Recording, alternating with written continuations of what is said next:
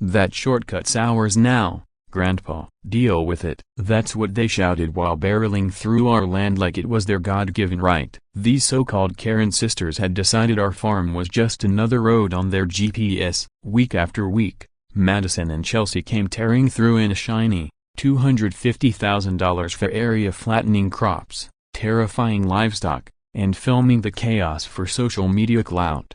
They mocked my grandpa every time he tried to stop them. They crushed the memorial strawberry patch he planted for my grandma like it was nothing, as if throwing money around made them immune to consequences. But this time, they went too far. They picked the wrong farmer to mess with. My grandpa, Frank, had poured 4 decades of sweat into that soil. At 70, he still rose with the sun, tended his cattle, and nurtured the land that held every memory of his beloved Rose. I'm Jake, and I was there when this all happened last spring. After my divorce, I'd moved back to his farm in rural Missouri to get my life sorted out. I wasn't a farmer. I knew more about hashtags than Hey Bayless, but I helped him sell his organic produce online and set up security cameras after some minor vandalism.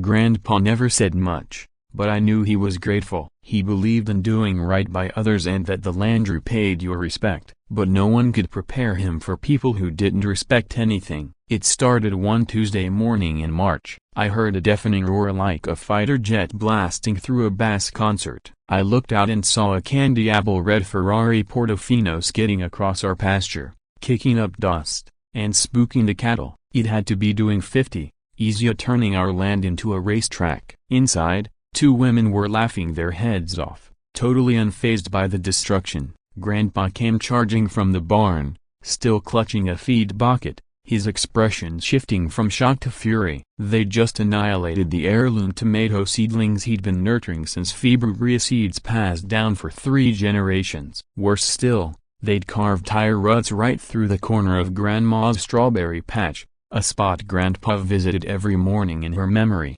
That patch wasn't just a gardenia, it was sacred. The Ferrari skidded to a dramatic stop by the front gate. Out stepped 2 women like they owned the place. The driver, early 30s, icy blonde, designer shades worth more than a month of our farm sale. Lisa strutted out casually. Her friend, plastered in makeup and fake blonde curls, immediately struck a pose near our busted fence like it was a photo op. Grandpa approached, voice steady but fists clenched. "This is private property," he said. "You can't just drive through here." The blonde scoffed and tilted her glasses. "Maybe don't build your farm on our shortcut, boomer. You don't just wake up with that kind of entitlement, you practice it daily." Madison, the other Onia, was already filming him. "Angry farmer alert," she chirped into her phone, clearly thinking this was great content for her followers. I ran over to stand beside Grandpa, trying to keep my cool. "Ladies," I said, keeping my tone firm,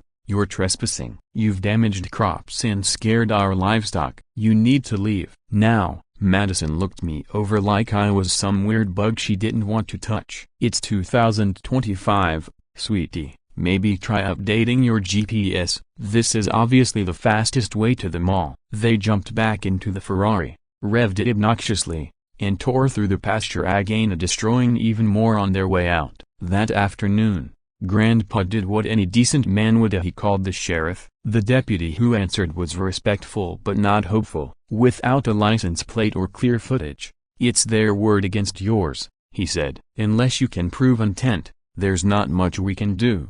Grandpa hung up, more defeated than I'd seen him in years. It wasn't just about the money. Fixing the fence, replacing the heirloom plants that would cost more than we could afford, but it was about respect. They'd mocked something he held sacred. The next few days, Grandpa got serious.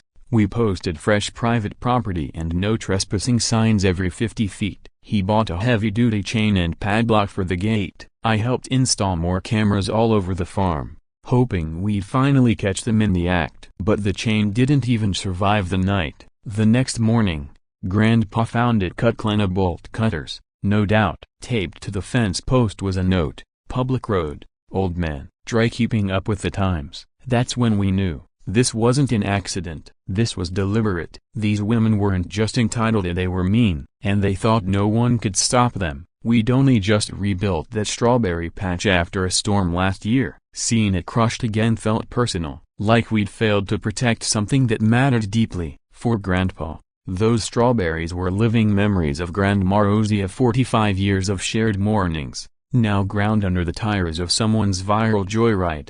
But Grandpa wasn't done, and what he planned next would make that Ferrari wish it had taken the long way around. What started as a shortcut to the shopping center had turned into something far worse. It wasn't just about convenience anymore. Madison and Chelsea had turned our suffering into their online spectacle, milking every drive through our land for views, likes, and comments. Madison live-streamed their so-called country cruises, mocking Grandpa and calling him the crazy old man who just didn't get it. Chelsea took selfies with our livestock, captioning them with cheap jokes about farm life. They even began hauling coolers full of drinks, transforming their daily trespass into pop-up tailgate parties right in the middle of our pasture. Worse than the destruction was the reaction online as strangers cheering them on, calling them icons and queens, encouraging their antics. While we watched our land get torn up, their followers saw it as entertainment. The damage mounted quickly. They shattered Grandpa's entire irrigation system on the east field, to pipes that had taken him weeks to set up and nearly $1,000 to replace. Their blaring music and honking horns panicked the chickens so badly, 20 of our baby chicks died from the stress. Our dairy cows stopped eating properly, and milk production dropped by nearly a third. But the moment that pushed everything over the edge came one Saturday morning. That day, they brought back up 4 extra cars full of their friends, laughing and hollering as they stormed the property for what they called a countryside takeover. It was chaos. 5 luxury vehicles rampaged across the farm, tearing up everything in their path, leaving behind garbage, shattered bottles, and crushed crops. And then they drove straight through Grandpa's strawberry memorial patch. From the kitchen window, I saw it happen. Their little convoy cut through the quiet corner where Grandpa had planted strawberries with Grandma Rose 45 years ago. The first green shoots of spring had just started peeking through, signs of new life Grandpa had tended with a kind of reverence. To him, those strawberries were never just plants, they were memories, still growing, still alive, still sacred. When I saw the tire tracks slicing through that patch, I felt something inside me snap. 20 minutes later, I found Grandpa kneeling in the soil, trying to salvage what was left. His hands were trembling. Your grandmother and I planted those strawberries when we were young, dumb, and thought we'd live forever, he said softly, not looking up. Every spring for 45 years, she cared for them like they were part of her. After she passed a broken bar, they were all I had left of her hands and the dirt. Her laugh when the berries came in, Madison, made it all seem much worse. She posted a video that went viral almost instantly. There she was, standing in our front field beside her Ferrari, smiling confidently into the camera like a woman who'd never heard the word consequences. Some people are just stuck in the past, she said, gesturing toward the farmhouse. Like, hello, it's 2025, not 1825. We're not asking to move, we're just using some empty land. Nobody's even using it. The video racked up hundreds of thousands of views. Thousands of comments flooded in, praising her for keeping it real and supporting her right to travel efficiently. The caption she added made my blood run cold. Good thing we've got full coverage. We can drive wherever we want. Chelsea wasn't far behind. She started live streaming their commutes too, encouraging their fans to share stories of dealing with bitter landowners. Before long, they were filming with high-end equipment, turning our family's farm into their set for what they called raw, rural content. Then came the outside pressure. Neighbors started chiming in, complaining about the attention the situation was attracting. Local message boards lit up with debates. Some folks actually sided with Madison and Chelsea, calling them smart, ambitious young women who were being unfairly harassed by a grumpy old farmer. A few of Grandpa's longtime friends even suggested he should just let them use the shortcut to avoid more drama. Pick your battles, Frank, one of them said. Is this really worth the stress? But they didn't get it. This was never just about a shortcut. It was about people with too much privilege thinking the rules didn't apply to them, believing they could take whatever they wanted just because no one could stop them. The social media drama only got uglier. Facebook groups became battlegrounds, as some defending our right to protect the farm, others claiming we were being petty over a few broken plants. The weekend chaos peaked again when their group returned, bringing more cars, more beer, more destruction. They left the place in shambles, all while sharing drone footage online of their so-called country takeover. Madison, always smug, kept bragging about her full insurance coverage. She convinced it gave her the freedom to trample anything without consequences. The pressure on Grandpa was suffocating. Even more neighbors urged him to just let it go. "You're making a mountain out of a molehill," one commented on a community post. But that night, I found Grandpa on the porch, staring at what remained of the strawberry patch. He wasn't furious anymore. What I saw on his face was quieter, colder, and far more serious. It wasn't anger, it was resolve. "Jake," he said, his voice low, "I've been thinking about your grandmother's garden." He paused for a long moment, eyes still locked on the damaged field. "She always said the land has its own way of teaching people who don't listen." "I don't think they've ever learned how to listen," Grandpa said quietly. I sat beside him, sensing something had shifted deep inside him. This wasn't just frustration anymore. It felt like a storm was brewing beneath the surface. I hesitated, then asked, "What's on your mind, Grandpa?" Truthfully, I wasn't sure I wanted to hear the answer. He rose slowly, brushed the dirt from his worn jeans, and stared out toward the path Madison and Chelsea always used to enter our property. "I'm thinking it's time to improve our irrigation system," he said with a half-smile that held no warmth. "That spot behind the cattle pens always had drainage problems. Might be time I do something about that." He was digging again, but I had the sense he wasn't just fixing pipes. The next morning at sunrise, I found Grandpa in the barn, quietly filling a wheelbarrow with tools, shovels, a pickaxe, and what looked like irrigation gear. When I asked what he was planning, he gave me that same unreadable smile from the night before. "Jake," he said, hoisting a heavy bag that definitely wasn't fertilizer, "we're going to solve that drainage issue once and for all." He made it sound like farm maintenance, but there was something different in his tone, something sharper. I followed him out to the narrow strip behind the cattle pen, the exact point Madison and Chelsea always tore through. It was tucked between the trees and fencing, hidden well from view. If you didn't know what to look for, you'd never notice a thing. "Are we really going through with this?" I asked. Grandpa didn't answer right away. When he finally looked at me, there was steel in his eyes. "I'm not proud of the thoughts I've been having," he admitted, "but they destroyed her memory. Jake, some line has a broken bar, some lines can't be uncrossed." His voice cracked slightly on the word memory, and I finally understood. This wasn't about fences, or fields, or even strawberries. It was about loss, about grief, about the last living piece of a love he'd carried for nearly half a century being trampled like it meant nothing. And so the plan began. It was simply but brilliant. Grandpa didn't set a trap in the way most people think. He just decided to make our irrigation system a little more responsive. That stretch of land had always been a bit spongy after a good rain. All we needed to do was encourage nature to do what it already wanted to do and give it a little help. Beneath the soft soil, we dug a trench 4 feet deep and lined it with a thick mix of pond clay, sticky stuff from the back 40 acres that turned into suctioning muck when soaked. Then, we installed a hidden grid of water pipes under the entire area, all wired to a high-pressure valve Grandpa could activate remotely. The control, a plain old garage door opener tucked neatly in his shirt pocket.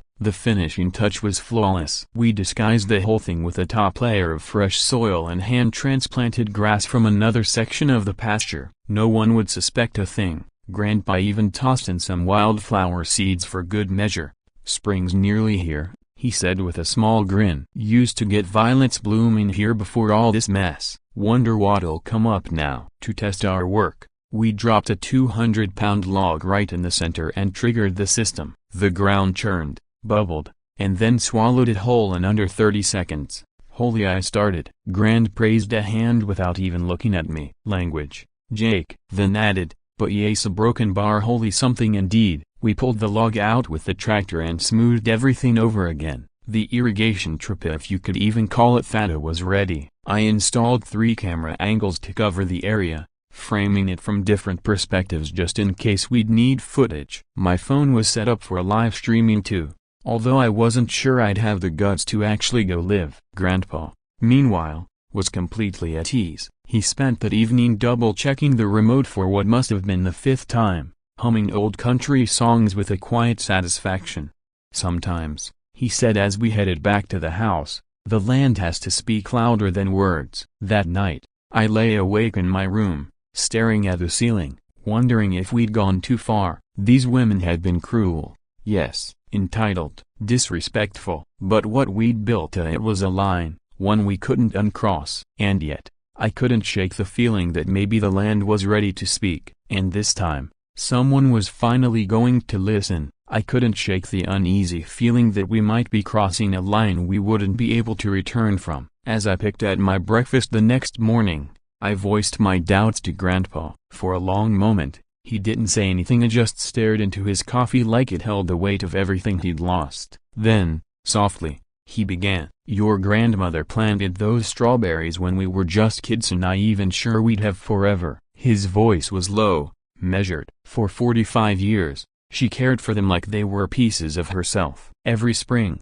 I'd watch her tend that patch of broken bar laugh when the first berries came in. He paused to sip his coffee, eyes fixed on the window and the freshly reworked patch of soil just beyond. They didn't just drive across our land, Jake. They drove over her memory. They laughed about it, and then they made money doing it, filming it like it was a game. His voice hardened with every word. I've been calm, I've been fair, I tried doing it the right way. His eyes narrowed, but some people only learn through consequence and not courtesy, and sometimes the only thing that gets through a broken bar is experience. That's when I truly understood. This wasn't revenge. It wasn't rage. This was a man who'd already lost the most important person in his life, now watching the last living piece of her legacy get trampled by entitled strangers who thought their convenience outweighed his grief.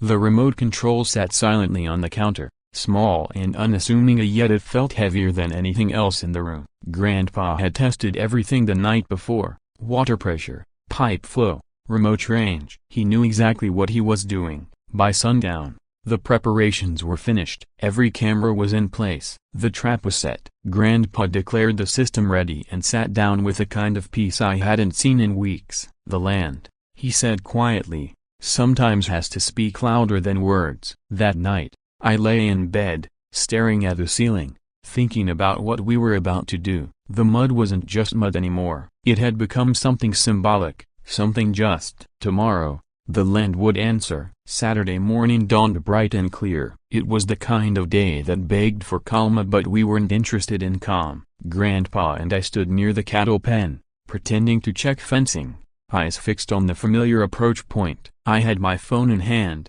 live stream prepped. Cameras were rolling. My hands trembled slightly, but Grandpa looked serene. The remote control was tucked into his shirt pocket like a secret weapon, and he hummed a slow country tune as if we were just tending crops. At exactly 9:15, we heard it. The Ferrari's roar echoed from the road above via its engine, a screaming, boastful declaration. The bass thumped hard enough to shake the windows. Madison leaned out of the passenger side window, phone in hand, recording what she was calling her Saturday vibes. "Watch us own this farm," she yelled to her followers, completely oblivious to the two figures watching her from 50 yards away. Chelsea was behind the wheel, as reckless as ever, the car bouncing slightly as she barreled over the hill and onto our land. She aimed right for the same narrow pass between the cattle pen and the oak trees. Grandpa's voice was barely more than a whisper. "This is for Rouse." Then he pressed the button. The effect wasn't immediate. On the surface, nothing changed. But beneath the grass, 300 gallons of water surged through the pipe system and into the clay bed, transforming the ground into a churning soup of sticky, viscous mud. The Ferrari hit the first edge of the patch at over 40 miles per hour. At first, nothing seemed off. The car held its speed, the tires still gripping what looked like solid terrain. Madison kept chattering into her phone, oblivious to the laws of nature, preparing to teach them both a lesson. Then the rear wheels found the soaked clay and the illusion shattered. Stage 1. Chelsea noticed something felt wrong and instinctively hit the gas. The worst possible choice. The tires spun wildly, flinging fountains of thick mud in every direction. The Ferrari started to sink. Within 10 seconds, the car was buried to its running boards, the engine shrieking in protest. Stage 2. The sleek red paint job transformed into a chaotic splatter of brown and black. Like a bizarre modern art piece, the car tilted sharply to the right. Madison screamed, losing her phone as she grabbed the dashboard in panic. Stage 3. The front end began to dip, as if bowing to the earth it had mocked for weeks. The nose of the Ferrari sank slowly, the entire vehicle listing like a ship taking on water. The weight shifted forward, pulling the rest of the car down with it. Stage 4. Final surrender. The headlights flickered beneath a layer of thick mud. The engine let out a sickly wheeze before choking into silence. The once proud sports car now resembled a defeated creature, buried halfway in the muck. And the license plate, well, that was the only part still visible. A broken bar vanishing last, like the final salute of a retreating army. Madison's screams could probably be heard in the next county. "What the hell is happening?"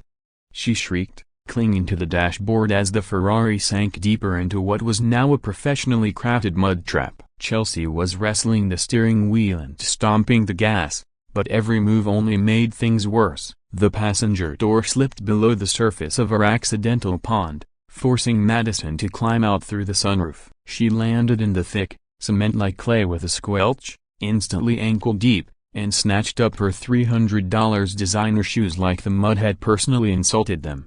She took a step toward solid ground and left a shoe behind. Now hopping on one foot, she let loose a string of curses that could have made a pirate reconsider his vocabulary. Chelsea's exit was even more cinematic. She attempted to crawl through the driver's window, but her manicured hands found no traction on the slick, mud-coated surface. She slid down the side of the car like a kid on a greasy playground slide straight into a fresh pile of cow manure from last night's herd. Her $800 hair extensions floated like seaweed in the brown water. Her designer outfit had transformed into a modern art piece titled "Oops." The look on her face, priceless. Clearly, this was her first time learning that money doesn't repel mud. Grandpa and I strolled over at a respectable pace, the image of concerned neighbors who had just happened to witness a tragedy. "That's what happens when you don't listen to the land," Grandpa said, arms crossed, surveying the chaos with the quiet satisfaction of a man watching justice roll downhill or right into a luxury car. Chelsea was floundering toward dry ground, but each step only pulled her deeper into the muck. "You did this!" she screamed, pointing a dripping, trembling finger at Grandpa. "You sabotaged your own property." He replied with the calm authority of someone who's been through wars, droughts, and decades of neighbor drama. "Improved my watering system, actually. You're the one trespassing, and have been for weeks. Now your car is too." He nodded toward the Ferrari, which now rested at a tragic angle, like a yacht that just realized it wasn't seaworthy. It looked less like a sports car and more like an overpriced art installation titled "The Folly of Arrogance." I was live streaming the whole thing. Comments poured in faster than I could read. "Karma is real. This is cinema." "Get wrecked." Madison lunged for my phone, but her muddy fingers slipped, and she toppled backward into an even deeper patch of slop. The soundtrack of her rage echoing across our peaceful farm was music to my ears. "This is a $4 million car," she screamed, as if the price tag made it immune to gravity. Grandpa scratched his chin thoughtfully. "Was a $4 million car," he said. "Now it's the world's most expensive lawn ornament." Gotta say, thought it really ties the field together. The Ferrari had become a cautionary tale on wheels. Mud oozed from the doors, frogs had moved into the wheel wells, and the whole scene looked like a National Geographic special on luxury cars in the wild. These two women, who'd spent weeks making content about owning the countryside, had become the punchline of a whole new kind of video, one where the countryside owned them, and the internet couldn't get enough. As Madison flailed in ankle-deep clay and Chelsea discovered her outfit didn't come with a built-in dignity clause, I realized, sometimes the best revenge is just watching people face the natural consequences of their own actions. The stream viewer count skyrocketed. Comments came from people who'd been following the Ferrari trespassers saga since day one. This was the collective satisfaction of watching arrogance meet reality. Grandpa stood still, arms crossed, The picture of rural serenity and a man who had chosen his battlefield and executed his plan with surgical precision. But Madison and Chelsea had no idea that the worst was still ahead. What do you think happened when they tried to call for help? Type karma if you loved it. Type savage if you think Grandpa went too far. The tow truck arrived 6 hours later. The driver took one look at the scene and laughed so hard he had to sit down on his bumper. In 30 years of pulling cars out of ditches, he gasped, "I've never seen a Ferrari in a mud hole. How'd you even manage this?" Madison and Chelsea, who now looked like extras from a low-budget zombie flick after hours hosing themselves off in our backyard, were not amused.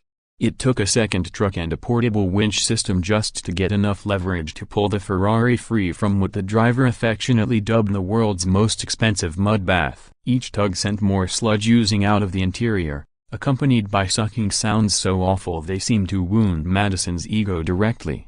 But they weren't done fighting yet. A broken bar. Madison and Chelsea didn't take their muddy downfall lying down. Within a day of their very public embarrassment, they launched what they called a truth campaign, an attempt to recast Grandpa as a dangerous landowner who'd intentionally booby-trapped his own property to harm innocent women. Madison, red-eyed and dramatic, posted a tearful video claiming we had terrorized 2 helpless girls and created a rural death trap. Meanwhile, Chelsea hired a local news reporter to spin a story about rogue landowners turning vigilante and demanded an official investigation into Grandpa's so-called malicious land modification. To everyone's surprise, their narrative gained momentum at first. Their self-made hashtag started trending locally, and hundreds of people reposted their sob stories calling for justice. Madison even set up a crowdfunding page to raise money for Ferrari repairs, positioning themselves as victims of rural extremism in need of public support. But then Detective Rodriguez from the county sheriff's office got involved, and everything unraveled faster than their luxury car had sunk into the mud. Detective Rodriguez was the kind of investigator Madison and Chelsea never expected: thorough, fair, and utterly unimpressed by theatrics. He began by reviewing our farm security footage, which clearly captured weeks of illegal joyrides, destroyed crops, and ignored warning signs. He interviewed neighbors, several of whom confirmed they'd seen the Ferrari tearing through our land multiple times. The real turning point came when he subpoenaed their social media records. What he found was a digital archive of entitlement, dozens of posts and videos where Madison and Chelsea openly bragged about using our property as a content road, boasting about monetizing their adventures through what was, legally, trespassing. Then came the insurance fallout. Thanks to Madison's earlier bragging about her full coverage policy that supposedly let them drive anywhere, the insurance company launched its own investigation. When the claims adjuster called to discuss her request, the conversation took a swift nosedive. "We've reviewed video footage," the investigator said over a speakerphone call I overheard from the kitchen. "It clearly shows you driving illegally on private land. Your policy excludes coverage for damages incurred during the commission of a crime." Madison exploded. "What do you mean excluded? I pay over $1,200 a month." The investigator remained cool. "Knowingly trespassing, especially after being warned, qualifies as criminal behavior. Your claim is void." And just like that, the Ferrari was declared a total loss, and Madison wasn't getting a dime. Worse, her policy was under review for cancellation due to a pattern of reckless behavior. The media, which had initially painted them as victims, quickly changed its tune. Once their social content and legal history came to light, local news stations began running stories titled things like "Shortcut Queens Get Stuck in Reality" and "Farm Justice Served Cold."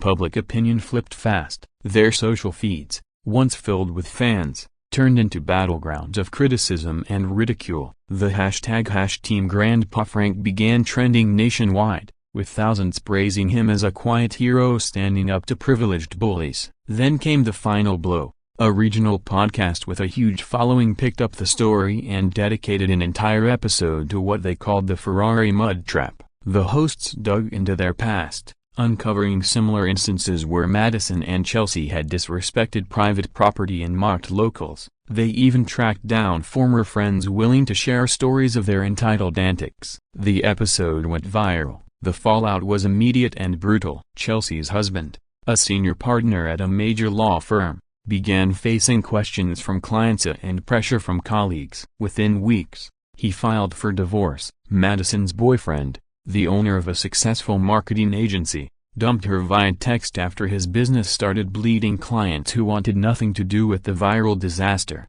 Friends ghosted them, businesses refused service, their country club revoked their membership quietly, even their hairdresser and personal trainer started taking time off. They'd gone from influencers to pariahs in a matter of days. Their wealth had bought them a fast car, a platform, and a sense of invincibility, but it couldn't buy them respect, or undo the damage they'd done.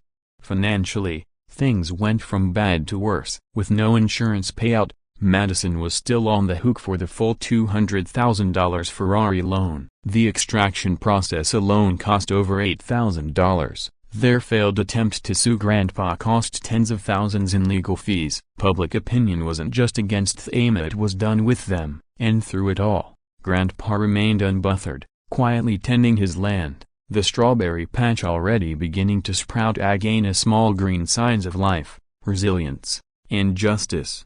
What began as a social media spectacle quickly turned into a textbook example of how digital evidence can unravel someone's life in real time. The infamous podcast episode The Ferrari Mudbith spread like wildfire, turning Madison and Chelsea into national cautionary tales. Their faces became shorthand for what happens when unchecked entitlement crashes headfirst into cold, muddy consequences. The money was gone, their reputations were in ruins. But had they learned anything? That was the lingering question. Madison, once a poster child for luxury and curated success, was now scrubbing dried mud off pickup trucks at a budget car wash on the edge of town. The symbolism wasn't subtly cleaning grime off vehicles while still making payments on a Ferrari that existed now only in memes and insurance reports. Her co-workers had all seen the viral video. "Aren't you the Ferrari girl?" became the greeting she couldn't escape. Her online presence, once flooded with filtered beach trips and sponsored detox teas, had become a digital ghost town. Her followers plummeted from 85,000 to barely 15,000, most of whom stayed only to enjoy the schadenfreude. Sponsorships evaporated overnight. Brands that had once tripped over themselves to work with her now wouldn't even reply to emails. No one wanted to be associated with the girl whose car got eaten by a farm. Chelsea's fall was even steeper. Her husband's law firm had all but forced him to divorce her, fearing the scandal might poison their client base. The court battle was swift and brutal. She walked away with nothing but debt, legal fees, and a wrecked reputation. Her ex kept the house, the cars, and the status, while she was left couch shopping until she found a cramped one-bedroom apartment near a strip mall. The social exile hit them harder than the financial ruin. Their curated friend circles disbanded fast, like rats leaving a sinking yacht. Invitations dried up, eye contact in public disappeared. The country club sent a cold, official letter terminating their membership due to reputational concerns, a letter that was gleefully leaked to a local gossip group by a former frenemy.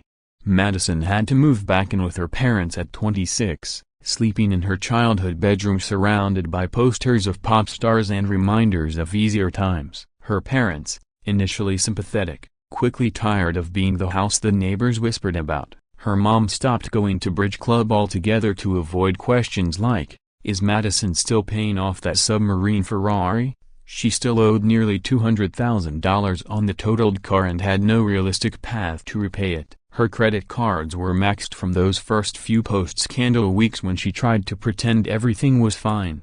Her luxury wardrobe was gone. She sold off one handbag, one pair of heels at a time just to keep gas in her tank. She clipped coupons now and shopped in thrift stores that she once wouldn't have even glanced at. Chelsea took a job at a discount retailer she had once mocked. Wearing a plastic name tag and folding clearance t-shirts became her new routine. It was physically exhausting and socially devastating, especially when old acquaintances showed up and recognized her behind the register. Her ride, a battered 2012 Kia with nearly 200,000 miles and a check engine light that glowed like a shame beacon, was a daily reminder of how far she'd fallen. Their personalities shifted too. Gone were the smirks and smug tones. They were polite now, almost painfully so. Madison said please and thank you with the desperate energy of someone who'd realized kindness was the only currency she had left. Chelsea made small talk about the weather like her life depended on passing for normal. Even their families weren't spared. Chelsea's daughter was being bullied at school, called names by kids who had seen the viral clips. Madison's nephew refused to speak to her at family gatherings, mortified by the association. The public shame had seeped into private life, infecting even the youngest and most innocent bystanders. The most devastating part, they finally understood that the world they had built was made of sand, an illusion of success powered by borrowed money and online applause. Without it, they had nothing. No skills, no savings, no real relationships, just a digital graveyard of their former selves and a daily routine shaped by humiliation and regret. The influencer bubble that had once carried them to the top popped the moment they stopped controlling the narrative. Madison's once bustling Instagram now hovered at 12,000 followers, mostly bots and people waiting for the next disaster. Chelsea wore a red polo at Target, helping customers find bath mats and hiding behind end caps whenever she recognized someone from her old life. Both of their cars were relics of another era, dented, wheezing, and stubbornly hanging on, just like them. 6 months after the Ferrari incident, I ran into each of them at separate times. Madison was counting quarters at a gas station, hands still streaked with grease from detailing someone else's vehicle. Her clothes were faded and ill-fitting, probably from the clearance rack. Chelsea I saw loading groceries into her Kia, glancing around nervously like a fugitive afraid of being recognized. They didn't look like villains anymore. They looked like people who had finally learned that the world doesn't owe you anything, especially not respect. That's something you have to earn. And once you've lost it, you might spend the rest of your life in the mud trying to get it back. By then, both women had mastered the universal posture of regret, heads down, eyes averted, shoulders slightly hunched. You could see it in every step. These weren't the same people who once treated other people's land like their personal playground. The transformation wasn't just in their clothes or their bank accounts, it was in their faces. Humility had replaced arrogance. Awareness had replaced entitlement. And regret, that lingered in every motion. 6 months after the Ferrari incident, Madison and Chelsea came back to the farm, one last time. It was a crisp October morning, and I was helping Grandpa repair a broken fence post when we spotted two figures walking slowly up the gravel driveway. I didn't recognize them at first. The women who approached us now looked worn down by life, not pampered by Ida, dressed in discount store jackets, walking with the heavy gait of people who'd had everything stripped away, including their pride. Madison was the first to speak. Her voice, once sharp and commanding, came out as barely a whisper. "Mr. Frank," she said, avoiding eye contact, "we came to apologize. We were wrong about everything, especially your wife's strawberry patch." Her hands were trembling, visibly calloused and stained from her work at the car wash. Gone was the manicured influencer who'd once live-streamed her trespass. Standing before us was someone who now knew what it meant to earn $1 and lose everything else. Chelsea stepped forward, her eyes already brimming with tears. "We want to make it right," she said. "We'll work every weekend for free until we've paid for everything we damaged." This wasn't performance. These were not tears for sympathy or followers. They were the raw kind that come from having truly hit bottom. And then Madison asked the one thing I hadn't expected: "Would you teach us how to grow strawberries properly, so we can try to replace what we destroyed?" The request landed like a stone in the middle of a still pond. Grandpa was silent. I could almost see the storm behind his eyes, memories of Grandma, of laughter in the garden, of hands in the soil planting those very strawberries. He looked out toward the replanted patch. The new plants were thriving, sure, but they weren't the ones she'd tended for 45 years. They weren't hers. Finally, Grandpa spoke. His voice was calm, deliberate, like a judge delivering a sentence. "Girls," he said, "if I let you fix this, you'd forget the lesson by summer. But this way, every time you smell strawberries at the Starry, a broken bar, every time you see dirt under your fingernails, a broken bar, you'll remember." He paused, then added, "I forgive you. But I don't forget, and neither does the land. Some consequences aren't meant to be worked off, they're meant to be carried." It wasn't cruelty, it was a boundary. The kind that teaches, not punishes. Madison and Chelsea didn't argue, they just nodded, turned, and walked back down the driveway, shoulders slumped in quiet acceptance. I watched them disappear over the hill and felt something I didn't expect, a mixture of satisfaction and sorrow. Justice had been served, but at a cost. Grandpa must have sensed the conflict on my face. "Don't waste your pity, Jake," he said gently. "They had every chance to do right. Sometimes the kindest thing you can do is let people live with their decisions." Spring came early that year, and with it, an unexpected surprise. Right where the Ferrari had sunk, where mud had swallowed millions of dollars, and a mountain of Iga wildflowers began to bloom, not randomly, either. In a rough but unmistakable outline of a car, nature's own monument, violets, daisies, black-eyed Susans, a floral tribute to the lesson the earth had helped teach. Word spread fast,